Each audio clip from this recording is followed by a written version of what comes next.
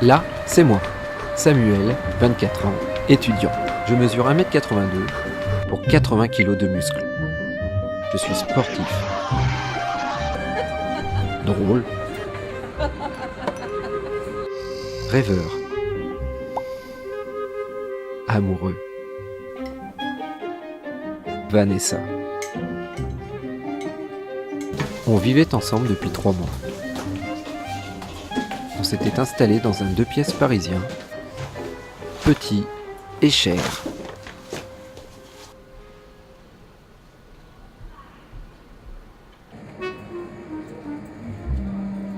Notre rencontre s'était jouée sur un paquet de gâteaux.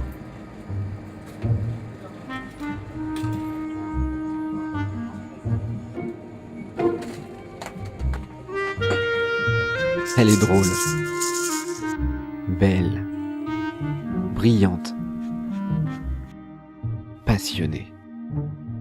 La fille idéale.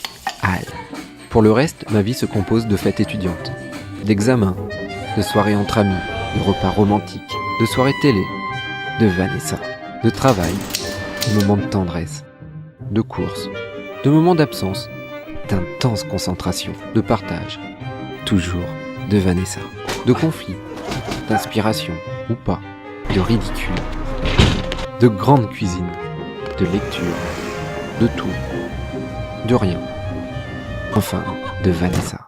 J'étais tout simplement un jeune homme heureux. Je l'étais jusqu'à ce qu'il arrive dans ma vie, sournoisement. Cet amas de plastique et d'électronique, ce concentré de tout ce que l'être humain pouvait créer de plus formidable, mon ordinateur. Avant cet événement malheureux, j'étais l'un des derniers combattants réfractaires à la haute technologie. Pas d'ordinateur, pas de lecteur MP3, pas de portable. Je fixais mes rendez-vous et je m'y tenais. J'avais du mal à comprendre ces personnes qui ne pouvaient plus s'en passer.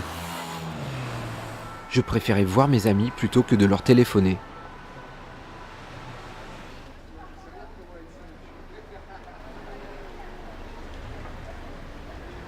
Je me passais d'ordinateur.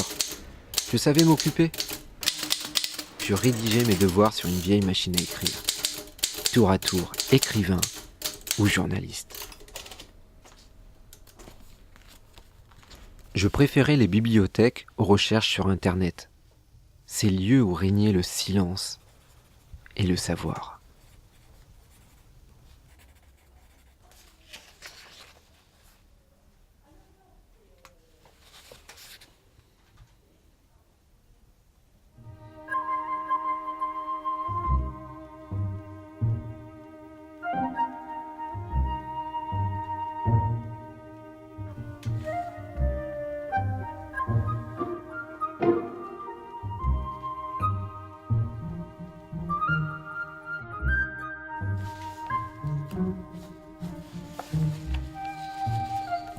Vanessa trouvait d'ailleurs que j'y passais trop de temps et me reprochait d'être trop souvent absent.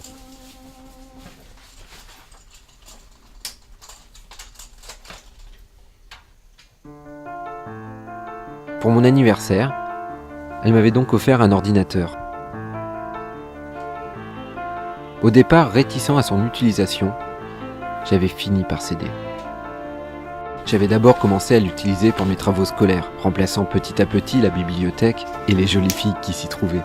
Je m'étais ensuite mise à télécharger de la musique et des films, que je regardais sur mon nouveau lecteur portable. La technologie prenait de la place dans ma vie, faisant disparaître un à un tous mes a priori. Vanessa était devenue secondaire. On ne se parlait plus. J'étais déconnecté de la réalité, esclave de la virtualité. Obsédé, je ne sortais quasiment plus. Cloîtré chez moi, je ne dormais plus. Tout comme Vanessa d'ailleurs.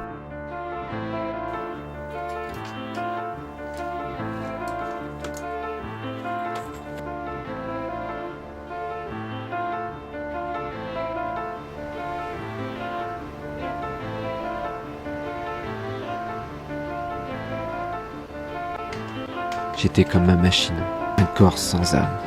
Ça avait été un choc. Il fallait que ça s'arrête. Son absence m'avait fait réaliser ce qui s'était passé, mon changement de personnalité, la perte de mes amis. Puis d'elle. Je ne pouvais plus vivre comme ça.